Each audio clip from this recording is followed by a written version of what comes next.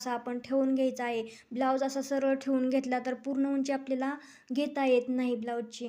कारण की पूर्ण उंची घ्यायची म्हणजे तर ब्लाऊजला आपल्याला पाठीमागे पलटी करून बॅक साईडलाच पूर्ण उंची आपल्याला घ्यायची असते. पूर्ण उंची पहा इथं घ्यायची म्हणली तर इथं मी टेप ठेवत आहे वरती शोल्डरवरती आणि खाली.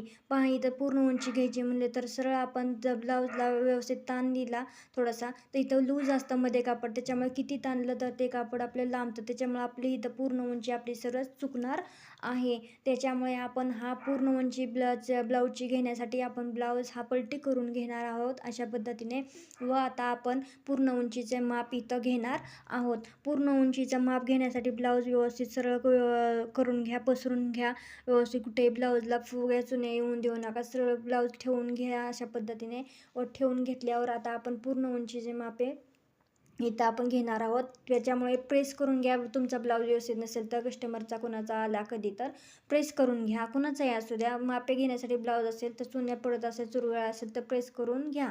इथं वरती शोल्डरवरती टेप ठेवायचा आहे, टेपचं वरचं टोक ठेवायचं आहे एक सुरुवातीचं. व टेप सरळ खाली घ्यायचा आहे व त्या आपल्याला थोडासा ब्लाऊजला थोडासा किंचित ताण द्यायचा आहे नॉर्मल पद्धतीने. व ताण देऊन आपलं किती माप भरत आहे, मेजरमेंट पूर्ण उंचीचं भरत आहे तर आपण इथं पाहायचं आहे. इथं आपलं पूर्ण मेजरमेंट ही 13 भरत आहे तर आपली पूर्ण उंची ही किती आली इथं 13 इंच. तर पहा इथं आपण लिहून घ्यायचं आहे 13 इंच. शिलाई मार्जिंग आपण कुठल्या ह्याच्यात शिलाई मार्जिंग घ्यायची आहे ते आपण नंतर पाहणार आहोत. आपण प्रथम मेन माप कोणते आहेत ते मांडून घेणार आहोत जेणेकरून